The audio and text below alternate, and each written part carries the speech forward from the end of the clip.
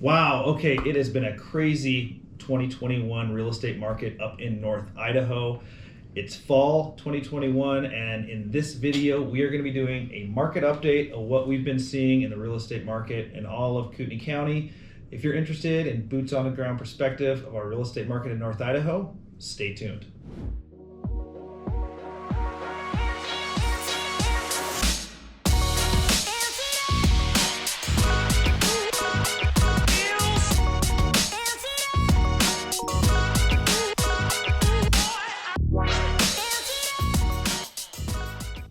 Hey, what's happening, guys? This is Connor Hammonds. Ben Greenslet. Cody Byerly. And we are agents with the Living CDA Realty Group here in beautiful North Idaho. We do videos all year round about what it's like to live, work, and play here in North Idaho. So if you're interested in that type of content, those type of videos, make sure you subscribe to our channel and tap that little bell so you're notified every time we do a new video, because we love helping you learn about what it's like in North Idaho. So today we're talking about the market. It's been crazy. It's fall 2021. We're helping clients right now buy houses, sell houses, but the only way we can help them and help you is if you get a hold of us via text, email, phone call, however you got to do to get a hold of us. Reach out, because we got your back. We're moving to North Idaho. So let's jump into it though. The market, fall 2021. It's been crazy. So, but I think there's been a little bit of a change. If you've been watching the videos, I think we did a few roundtables at the beginning of the year, especially at the end of 2020, through the winter, into the spring. It was a little ominous. I think, we were a little beat up, honestly, in terms of like running clients around, putting in a crazy amount of offers, walking into a house with a client, calling the agent saying, what's the action on this one? How do you have any offers on this house? And they would reply back, yeah, we're up to offer number 10 or 12.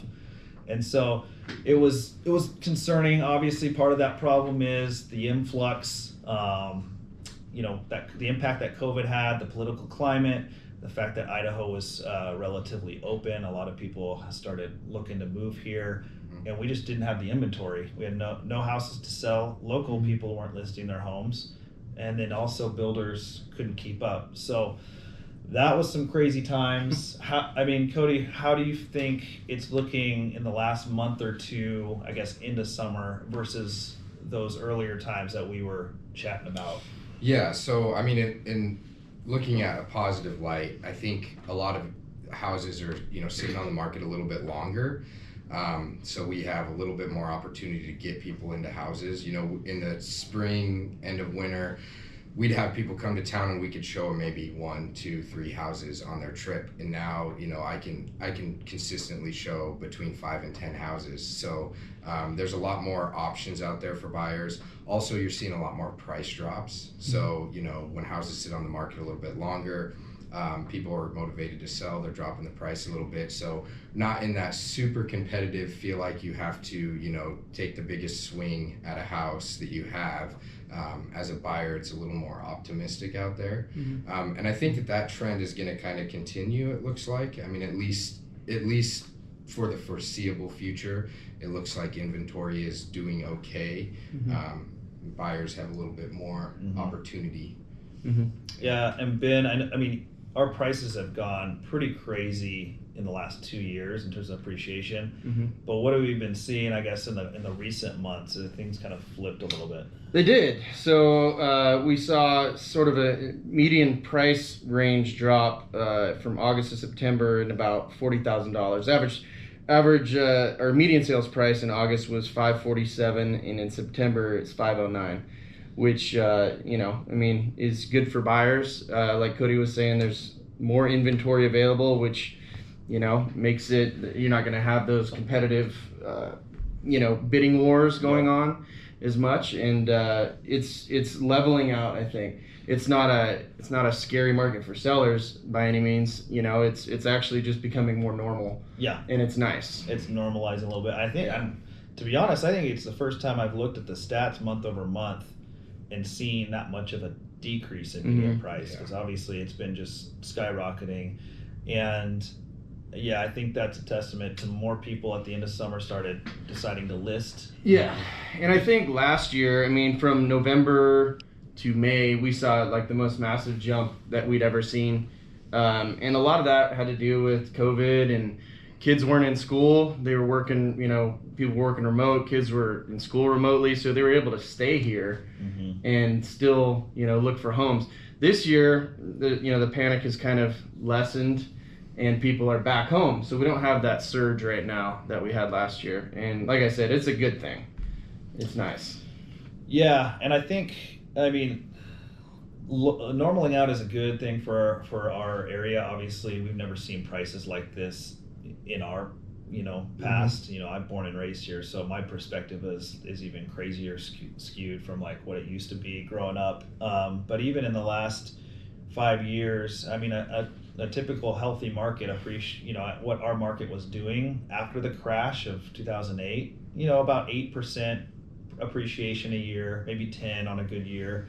Whereas 2020 obviously bumped that up to 30, 35, 40%, which is wild. And that's not sustainable with us not being able to, the new construction, the builders aren't able to generate enough inventory to keep the supply demand in a level position. But it feels like from working with clients and showing homes that it's starting to level out, and I think we've kind of hit a point. And I don't know. I still think we're early in North Idaho being discovered. Whether that's a good thing or bad thing, I know locals are not super happy about all the incoming movers. But at the same time, a lot of the people that aren't happy about it moved here within the last 5 years as well. Yeah. So I think it's just something that happens, in our country. In certain periods of time, people start migrating over to different areas for different reasons, and you just have to deal with the growth, and really infrastructure-wise, do it smartly and thoughtfully. So I don't know. I think even though it's been leveling out in the last month, I think Cody, you had a client, right, that you got under asking price. Yeah, I've gotten a couple recently. Yeah, that are under asking, which has been really, really good. And appraisal. The other thing too, appraisals have caught up, which is nice. We were having issues with appraisals because our market was moving so quickly, and it seems like I haven't really heard of a low appraisal in a while. Me either. So that's been really nice. New construction still tough. That's just a supply chain issue. So, I always remind people when you're looking at new construction, still use an agent, because it's kind of a rocky road right now with new construction. A lot of price changes, supply chain issues, your house getting moved back and back. So it's nice to have someone in your corner. Yep. So even if you're looking at that route, it's nice to reach out to us. Yeah. And I think now is still a really good time to buy. And we have no idea what's going to happen in the spring. There's rumors of interest rates increasing. Who knows, what the feds are going to do. But, right now, if you want to lock in on a good interest rate, they're still, in the 2s and low 3s. So with that lack of competitiveness now that we're seeing, and interest rates still being where they are, it is right now is a perfect time to pull the trigger on something. Yeah, rates, even though I've been working on a jumbo loan that's in the 2s. So we have local lenders that can do jumbo loans, anything over 625. Actually, that's another thing to note. They just raised the conventional loan limit to 625, so you can get a conventional loan all the way up to 625. Then it bumps into jumbo, but either or, those percentages. Obviously, it depends on your credit score and personal situation, but yeah, big difference there being with a jumbo, you've got to have that 20% down, where conventional you can do as little as 5%. And you were talking yesterday, you're saying that potentially on investment properties might have a limit going down to 15%. So our local lender that we use here, he informed me that they were able to get investment properties down to a 15% down, and they had bumped it up to 25 with COVID. So 10% on a purchase is huge. That's huge. Yeah. Huge. Yeah. Yep. And I guess looking at the numbers here, we just have the market update stats from our MLS in front of us. One thing that kind of jumped out to me too, is that in like previously owned homes, so I'm taking out new construction, so just pre-owned homes, that decreased from last month of a median price of 547 to 509. That's significant. But the interesting thing is the percent of list price, like an accepted offer price versus to the list, in August was 99.6%. So pretty much full asking price. And then this month, even though the number, the median price went down, the percent of offer is still 99.5. So for a seller perspective, I mean, things are still selling pretty much at list price. It's just, I don't think they're escalating as high, and you're going up against maybe one or two other offers if a house is priced correctly, instead of when it used to be like 10 offers. Yeah. So and it's trending in the right direction, but it's still not like a buyer. It's still a strong seller's market. Yeah, agreed.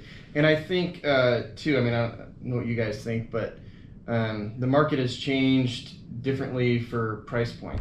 Oh, for sure. I think that, you know, a lot of the prices from 400 to 600 are still moving real fast, you know. And earlier this spring and summer, even that was happening in million plus homes. I mean, they were moving immediately, multiple offers above asking in that range. That is a range that I've seen mellow out, you know, recently. So we'll see what happens with that. You know, I'm interested to see what happens next spring with that. Yeah, and when you're looking, at least what I've noticed, I don't know about you guys, but how those turnkey homes, those, you know, move in, everything's perfect, kind of HGTV homes, they still go quick, they're competitive. My personal opinion is the best value we have right now is a little sweat equity. So if you can find a home that's a little dated, needs a little bit of updates, maybe new flooring, paint, things like that, not massive changes, but things like that, those homes are definitely achievable. So, you know, you're going up against less people if you're willing to do a little bit of sweat equity in a home.